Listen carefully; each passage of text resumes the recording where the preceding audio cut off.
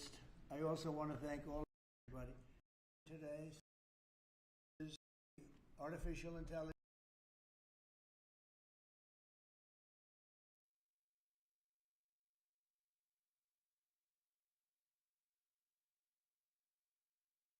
Great to have you again. We've seen you a couple of times today.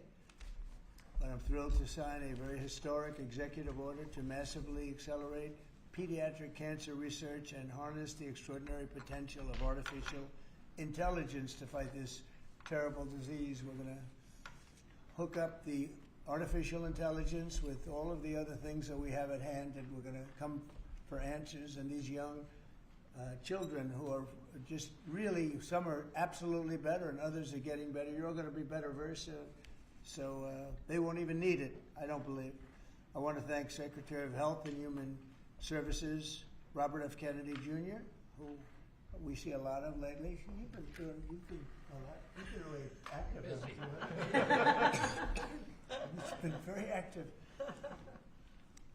Secretary of Education, Linda McMahon, who's so fantastic. And I guess we reached a deal with Harvard today, so we'll see how that, all you have to do is paper it, right, Linda? Just yes, sir. Paper it out. It'll be great, though. It's going to have to do with something that's very important to everybody. CMS Administrator Mehmet Oz, FDA Commissioner Marty Makary, Director of the National Institute of Health, Jay Bhattacharya. Is that good, Jay? That's pretty good, right? I'm getting better. That's perfect. I'm getting better. Science and Technology Advisor Michael Kratsios. AI and crypto czar David Sachs, you're doing great, David, as well as a friend of mine, Stephanie McMahon, and her incredible husband, Triple H. You all know Triple H. I'm not going to fight that guy. He's one of the greatest. I also want to thank all of the brave young people who are with us today, and they've gone through a lot, but it's really coming out very good. And I just gave them a beautiful coin, and we're going to save that coin, right? A beautiful coin. In 2019, I was proud to launch the Childhood Cancer Data Initiative, and I think Stephanie was a big factor, right, Linda? She was a big factor as to what we're doing right now.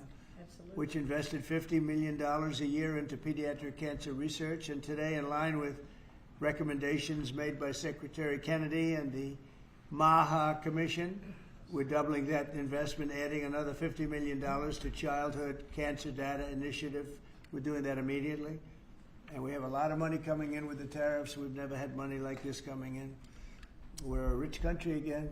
We were a dead country 1 year ago, and now we're the richest country. We're hot.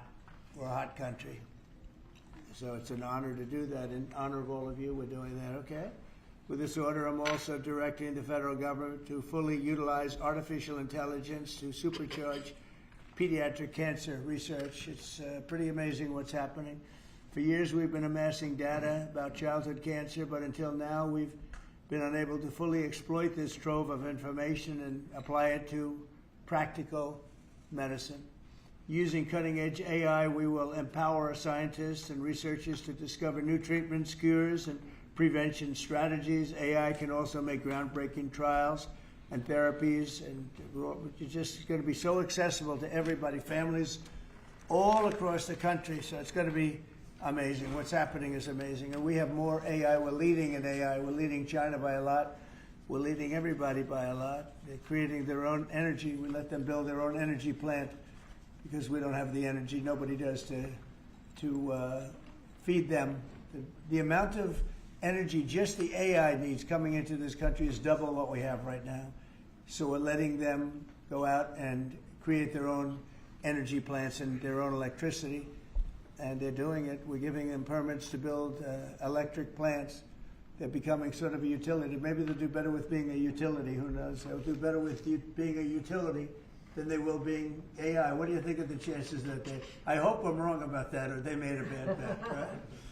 So anyway, but I want to just say that we're going to defeat childhood cancer once and for all, and I'd like to ask Stephanie to say a few words. She's a very special person, and very, very much involved in this. Thank you very much, Steph. Who's radio station? My mother's making me step That's forward. right. Your mother, she'll do that. My mother. Well, Mr. President, thank you very much. You've already acknowledged this incredible team here, and all of these people standing behind me were inspired by the story of a little boy named Connor Mahalik. He was a little boy who didn't want to hug me because he gave choke-out hugs. He booed his favorite nurse when she came to give his chemo, and he always worried about his dad because his dad was Connor's best friend. Connor was a WWE fan who I met after one of our big events, the Royal Rumble. You could tell he was sick. He had a big scar that was running up the back of his neck and a lump on his head, but you would never know it from his personality. He told me about the t-shirt that he was wearing that was dragging on the ground because WWE superstar Sheamus, who's 6'5", had given it to him. Underneath that was his Daniel Bryan t-shirt, and underneath that was his Skylanders t-shirt because that was his favorite toy. And as I stood up from my aforementioned chokeout hug, Connor's dad told me that he didn't have long to live. And I didn't want to believe that. I kissed him goodbye on his soft little cheek, and when he looked back at me, I made an unspoken promise to fight for him and kids just like him. Kids shouldn't even know what cancer is, let alone have to face it. And this incredible team believes that too. This executive order makes kids with cancer the first focus of AI innovation across healthcare in America. If there is one thing in the world that could bring us together, please let it be our children. Because I can almost guarantee, if your child was diagnosed with cancer, you wouldn't care what party their doctor belonged to. You would just want the best. And President Trump is doing just that, enabling that every child with cancer gets the best care possible. And we couldn't be more grateful. Thank you, sir. Thank you, Great sir. job. Thank you very much. She's done that before, hasn't she? Great job. Bobby, please. Today, President Trump signed an executive order that makes an historic promise. We will harness America's innovation in artificial intelligence to find cures for pediatric cancer. We stand here today because of Stephanie McMahon Levesque never wavered in her 11-year commitment to give every child a future free of cancer. She proves how one person's courage can change what is possible. Cancer is now the leading cause of chronic disease-related death in children, and its incidence has risen by more than 40% since 1975. We cannot accept that. We must act with urgency. The MAHA strategy report released earlier this month directs HHS to focus on research that harnesses AI to uncover causes, identify risks early, and take action in childhood and young adulthood to prevent cancer. Now, this executive order directs the MAHA Commission, working with our nation's top science and technology leaders, to deploy AI to transform cancer care and research. We will accelerate progress in the Childhood Cancer Data Initiative that President Trump launched in 2019, and that means building stronger data systems, using AI to decode complex biology, designing better clinical trials that deliver faster, more effective treatment for kids. The order doubles federal investment in the Child Cancer Data Initiative with an additional $50 million just this year. NIH will expand research while the private sector and universities will bring their best tools to the table. Together, we will ensure that every innovation, every breakthrough goes to work for our children. The order guarantees that AI will be integrated into HHS interoperability networks. We will make electronic health records and claims data work for patients and researchers. We're already doing that, and always with parents in control of their child's health information. No family should have to fight cancer with outdated tools or without access to the very best science. For too long, families have fought childhood cancer while our systems lagged behind. President Trump, thank you for your leadership in changing all that. This executive order is about action, unlocking cures, empowering families, and giving every child the chance to grow up healthy and strong. With American innovation and leadership, we can make our children healthy again. Bobby, do they know why there's quite an increase that's taken place over the last number of years? Do they know why that, do they have any idea why that's We are happening? doing that research, and Jay Bhattacharya can talk about that. We're doing that research now for the first time. We're focusing on that, in particular colon cancers and these cancers that never affected children before. And suddenly are epidemic in our children, and we're going to find the causes, their environmental causes. We're going to identify them and work to eliminate them. Good, thanks. Thanks, Bobby. Jay, go ahead, please. Hello, thank you, everyone. Thank you, President Trump, for signing this historic executive order directing your administration to use advanced artificial intelligence technologies to cure childhood cancer. By signing this executive order, the administration is advancing the NIH Childhood Cancer Data Initiative's coordinated pediatric, adolescent, and young adult rare cancer, first launched under President Trump's direction in 2019. When I was a young medical student in the 1990s, I had the privilege of spending a month in a pediatric cancer ward treating children with cancer. And I have to say it was the most difficult month of my life. I left for home every day in tears. Watching little children cope with a deadly disease is hard. They should be playing with their friends, going to school, living their best lives. But instead, they bravely face cancer. These are the bravest kids I've ever met. I have tremendous admiration for the scientists who devote their lives to finding cures for kids with cancer, for the doctors and nurses who take care of them, and for their parents who suffer alongside them, care for them, and love them. This year, nearly 9,500 children will be diagnosed with cancer in the U.S. In the mid-1970s, the 5-year survival for cancer was 58%. Today, the cancer survival rate for children with cancer is 85%. This is because of the tremendous investments we've made in treating childhood cancer, in researching it, and it's worth celebrating this achievement. But I say that 85% is still too low. We need to be at 100. Whilst we still have a long way to go. The treatments these little kids undergo involve therapies like chemo or radiation that put them through hell.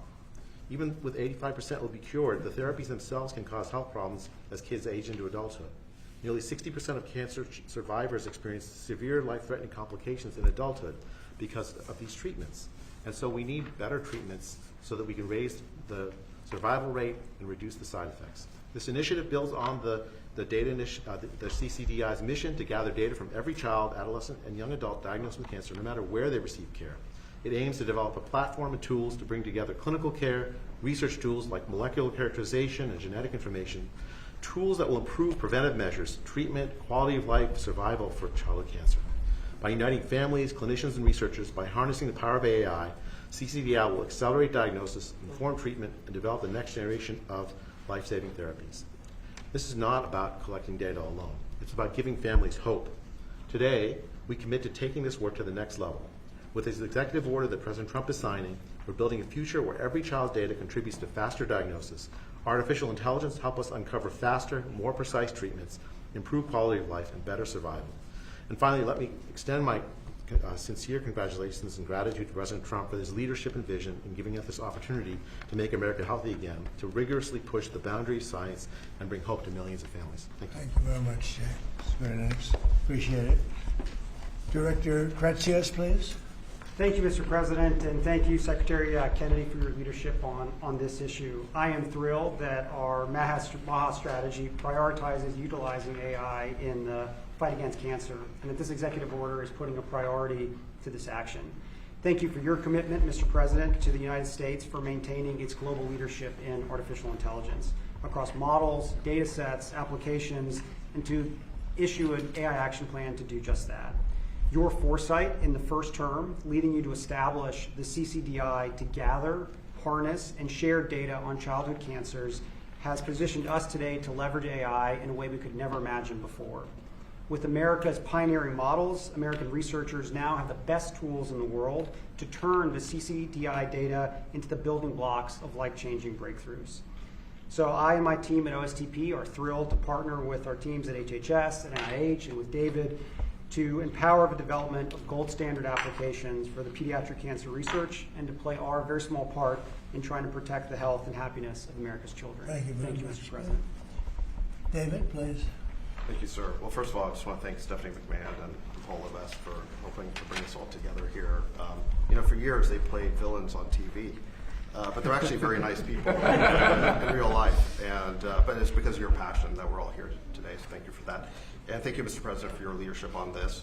First of all, you did have the foresight to create this childhood cancer database way back in 2019, and that's what's going to power the AI. It's going to give us the data to find all the patterns in.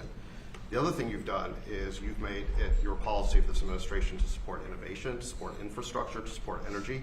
And because of that, we have an AI boom going on right now. 3.8% growth rate in the last quarter in GDP, and a big part of that is because of the AI boom that you've unleashed. So thank you, sir, for doing that. And I think that we can see today that this AI boom is not just going to be about dollars and cents, but about saving lives as well. We're going to get some miraculous cures out of this. So thank you to everyone who's here today. Good job. We just had a meeting, and Oz was at the meeting, and really was a dominant factor along with Bobby. And maybe you could just say a couple of words about our past meeting where we're going to be lowering drug prices by 50, 100, 200, even 500%, even 1,000. We have 1,000% also. We have one coming up next week, a big one, 1,000% reduction in price. Do you want to give just a couple of words on that, Oz? It's a historic day. For the first time, we've had the magnitude of give from the pharmaceutical industry. One of their leading lights, Alfred Boula and his company Pfizer, agreed, something the president has been pushing on since his first term and has been calling me quite frequently on speed dial over this term to make sure that Secretary Kennedy and I would seriously engage industry. They have agreed to several important concessions. First, we will have most favored nation drug pricing in this country for everyone on Medicaid. So our most vulnerable populations will not be forced to pay 3 times or more, 5, 6, 7 times more for the exact same pills in the same bottles as it costs in other countries. That'll make it a lot easier for governors to manage their budgets and shows again a distinct passion that the president has for helping people who are most vulnerable. We've also gotten all new drugs to be released in this country to be priced at most favored nation, which means by the end of the president's term, 95% of all pharmaceutical drugs in America will be at most favored nation pricing. Again, no more discrepancies between what folks in other countries can buy their drugs for and what's being purchased in this country. Pfizer also agreed, as will companies next week when they come to visit this same White House, to onshore drugs, to bring their production back into America so American workers will benefit as well. But at the same time, this is critical, it allowed Pfizer, and we believe for other pharmaceutical companies, to maintain their innovative edge. We want America to continue to find cures like the ones that saved the lives of some of the children that I'm looking at right now. Those beautiful faces and smiles are here because American innovation was not dulled, not blunted, but we can solve that need and thread the needle by also making healthcare affordable so Americans no longer, including children like this, be forced to make a difficult choice between groceries and pharmaceuticals. And I must say, Mr. President, since this morning, if you just look at the stock market, there's been support of this decision made by the CEO of Pfizer. Their stock has benefited. So I think it was the right thing for the company, the right thing for the policies of this administration, which is a pretty cool place to work. But most importantly, it's the right thing for the American people. Thank you very much. And maybe we'll just finish it off with Linda, because she's been such an incredible cabinet member and done such a good job. Maybe you want to say something about your unbelievable daughter and son-in-law, because they've worked very hard on this. Well, thank you, Mr. President, for the opportunity to do that. I don't think that, any mother could be any more proud of all of the efforts that Stephanie's made in support also of Paul. Stephanie first talked about this 10 or 11 years ago after Little Connor. And I remember one of the things that she said to me was, I really would like to somehow convene the people and the scientists who think outside of the box, because research is done in very standard terms. You do this, and yes, you have to do that. But she said, I really would like to tap into some of the most creative and inventive minds in the country to be able to look at research differently for pediatric cancer. And she did that. It took her about 10 years, and she kept tapping in and calling people, being pretty relentless about it, driven herself by a mother's heart. And I couldn't be any more proud of the work she's done. I'm happy to stand by and be a supportive mom and be very proud of her today. Thanks. Good job you're doing. Thank you very much, Linda. Okay, any questions, please? Mr. President, as we inch closer to a government shutdown this morning, you said you might do a lot of layoffs. If DOGE is already reducing the federal workforce, why is it necessary to link more federal jobs cut to a shutdown? Well, the Democrats want to shut it down, so when you shut it down, you have to do layoffs. So we'd be laying off a lot of people that are going to be very affected, and the Democrats, they're going to be Democrats. As you know, this country, no country can afford to pay for illegal immigration, health care for everybody that comes into the country, and that's what they're insisting. And obviously, I have an obligation to not accept that. That would affect everybody. You know, when I see what we're doing with AI and all the plants that are opening up in the country, $17 trillion is coming. And if you compare that to Biden had, in 4 years, less than $1 trillion. We have $17 trillion, more than that. I think it's going to be much more than that, David. By the end of this year, I think it's going to be far over that. It's a record. It's already a record in 8 months. It's a record by a lot. And so we're doing well as a country, so the last thing we want to do is shut it down. But a lot of good can come down from shutdowns. We can get rid of a lot of things that we didn't want, and they'd be Democrat things, but they want open borders. They want men playing in women's sports.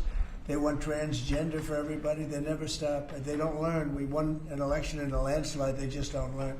So we have no choice. I have to do that for the country. Yes? You mentioned a deal with Harvard, Mr. President.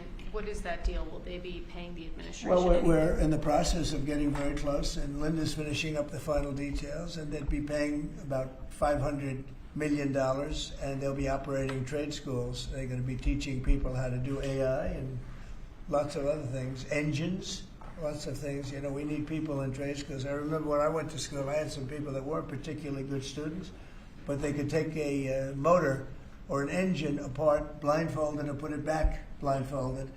But they weren't too good at other things, and many of them ended up doing better than the people that were.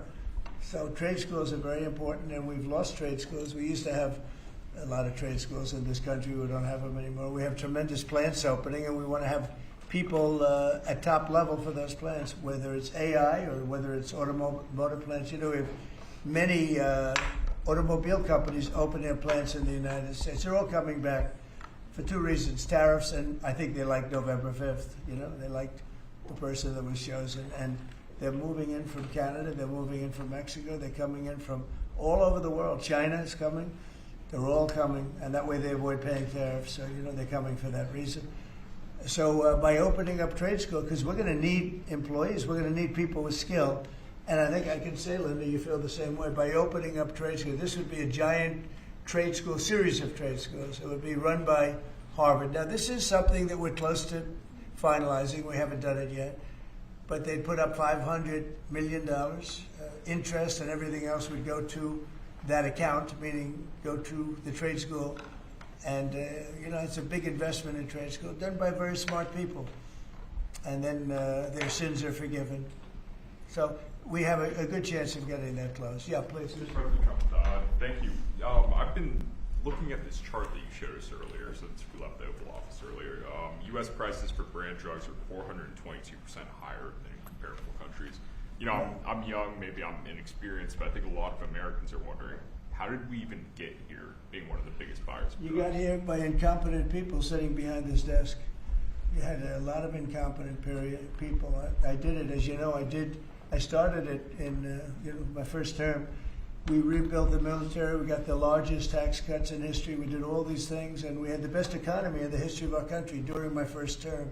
And by the way, this is blowing it away based on what we're seeing. But we got it by having people allow that to happen. And as you know, I started the process, but then when COVID came, we focused on COVID, not on this. And I said, if I ever go back and do it again, I'm going to make this a primary thing, because other countries are paying a fraction of what we pay for the same exact drug, same exact pharmaceutical, everything. And I said, no, it's not right. And the drug companies actually came along. You know, don't forget, they make 30, 40, 50 million a year, these people. They're very smart. And they had a lot of people convinced that, you know, that's the way it has to be. They talked about research and development. We had to pay. I said, well, why isn't Germany paying? Why aren't other countries paying?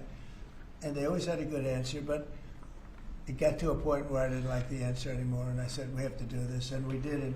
The team that we have with Oz and Bobby and Chris and all of the people that we have working on it, and I must tell you, Marty's been a big, wherever you may be, Marty, but Marty's been a big factor.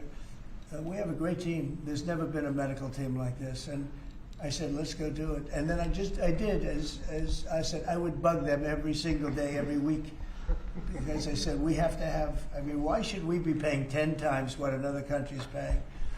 And that was just an excuse, research and development. We do research and development. So now we're going to be paying whatever the lowest price is, we're going to be paying that price. So it's a great thing. But there won't be anything that can have the impact on Medicare, Medicaid, Social Security, anything where you need pharmaceuticals, medicines. The numbers are going to come way down. Even Obamacare, which is terrible, it's not been good, as you know. It's a weak form of health care. But it'll be better because the medicine's going to come in at a very low price. Yes, please. Yes, Mr. President. It seems like every time you assemble your MAHA team and your cabinet members behind here in regards to health issues, it just keeps getting powerful. When I look at these young kids there and the weight that is on the world right now that you can lift by what you're doing. I've often said Trump could cure cancer and people would still criticize him. And it's true. What is your message to America that this potentially could bring us all together, get us on the same page and have unity? And I'd like to see if some of the kids or the parents have what it means to you to see President Trump get involved with this. Well, we've made tremendous strides in cancer research, far more than anyone has done. And we have the greatest minds, the greatest people working on it. And childhood, they call it childhood cancer. It's a very specific thing. And we really made a lot of progress. I think something that's going to allow us to make a lot of progress is the money we're saving on pharmaceuticals. We'll be saving 500, 600, 1,000%. Nobody's ever heard of that. I told the story, you were here before, that when I was in the previous administration, my first term, I was so proud of myself because I'm the first president in 28 years that cut drug prices from beginning to end. So they went down, I think it was 1/8% or 1/4%, and I was so proud of that. I thought that was great. Now I'm cutting them 500%. And I will say this, politically speaking, the people understand. Otherwise, I wouldn't have won in a landslide. I get 97% bad press, and I won in a landslide, which tells you the press has no credibility. But I will say that what we've done has been a great tribute to the people that's standing behind me in different forms. Linda in education, different, but what she's doing in education, she's sending education back to the states. That's a big move. The states, you go back to Indiana, Iowa, I would say 40 states will be great. 45 will be, the 5% of them will be pretty good, and then you're going to have a Gavin Newsom and some other people that aren't going to do a good job, but, we'll help them out. I want to help them out. And we're going to have safe cities again. We're going to be very safe. We're going to be going to Chicago pretty soon because a friend of mine, a great guy, the head of the Union Pacific, he said, "Sir, you have to save Chicago. It's going bad. It's going bad fast, and it's a great city." He's right. It's a great city. I know it very well. And we have to save Chicago. So we're going to Memphis, Tennessee right now. We've had a home run in D.C. You can walk out. Brian, you got mugged here a long time ago. Yes, sir. And the mugger must have felt some pain because you're a tough cookie. Well, he had a gun, and I wish I would have had Triple H with me as well. If he had a gun, all you could do is say thank you very much. No, but it's everybody here. I mean, you were here in the room when I said to the reporters, who got mugged in the last year? And like half of the people raised their hand. Now, if you said who got mugged over the last 60 days, nobody. No killing, no nothing. And the restaurants are booming, the town is booming, it's clean. The National Guard actually went out and started cleaning all the crap out of the parks. The tents are knocked down. We had one that you said it was a blue tent, and you said it was a communist tent, right? See, we're going to have a communist mayor of New York, so, let's see how that works out. And I've gotten a lot of feedback on that. Everyone's very appreciative that you were moving that tent.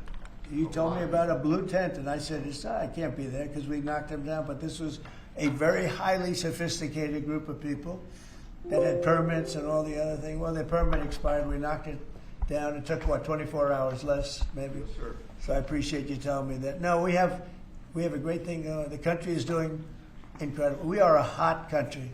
The hottest. We're the hottest country in the world right Do the now. parents of the kids have anything they'd like to say? Yeah, that's a great question. Would you like to say something? I would. That's a good comment right there. That's the best comment you've made in a long time. Mr. President, good evening. I'm Josh Armstrong. My name is Josh Armstrong. I'm from West Virginia, and I'm the father of this amazingly brave and resilient little 6-year-old, Laurel.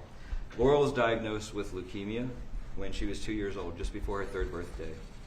And we went on to watch as she spent months in the hospital fighting for her life, as she received blood transfusions and platelet transfusions, as she fought off one potentially fatal infection after another. We watched as her body swelled and became painful from steroids, and then as it became frail and weak from chemotherapy. And we watched and we wondered why there aren't better treatments available, and we wondered what might happen if she doesn't get the drugs she needs, and we wondered why isn't anybody doing more. And on behalf of myself and all the parents that have watched and wondered, we'd like to say that what you're doing today gives parents like me and children like Laurel the one thing that we most desperately need, and that's hope. And Laurel's Hope doing that, well. and She's Laurel doing- is, I'm happy to say Laurel's in remission today. That's good. She looks so beautiful. and Thank great, you. right? She is You beautiful. feeling good now?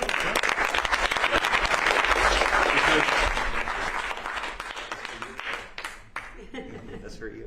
You look so great. Because of this bill, doctors are going to be able to get better treatments faster to patients like Laurel.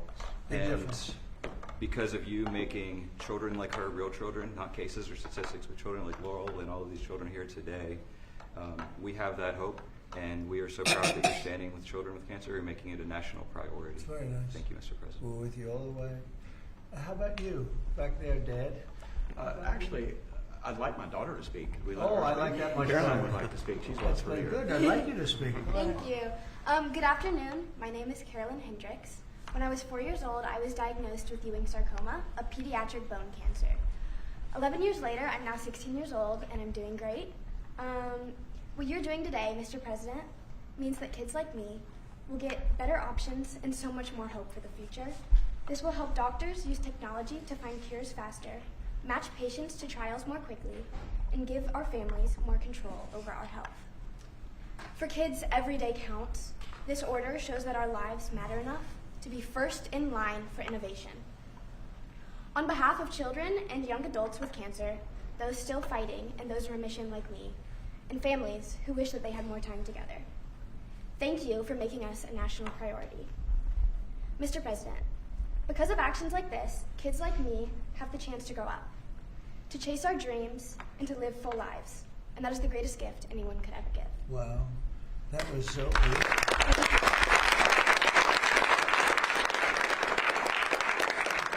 Your father could not have done that like you did. You did a great, you did a big service, Father. Yes, sir. That's great. Where did you learn how to speak like that? I've done lots of speeches for childhood cancer over the last few years, and I'm also in a theater program, so that That's helps a great. lot. Well, good. That's a great job. Would anybody like to say something? Would anybody? Would you like to say something, honey? Yes.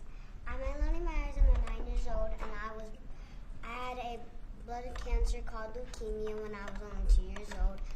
I had to get treated at 7 different hospitals across this country, and I had to have 2 bone marrow transplants, one for my dad and one for my mom. And I had to spend many days and nights in the hospital getting pokies and yucky medicine. And me and my parents were very worried, and I had to go through those 7 different hospitals to find the best treatment that can make me better. And thank you, Mr. President, for making everything happen today. So kids like me and Laura, we can still be living today and speaking.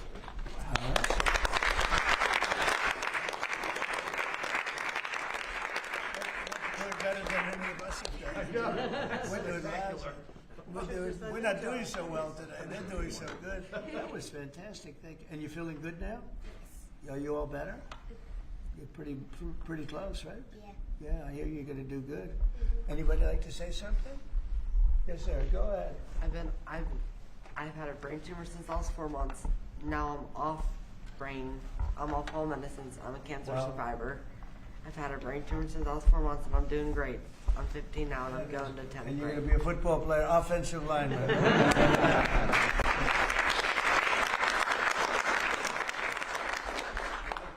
Fantastic. How about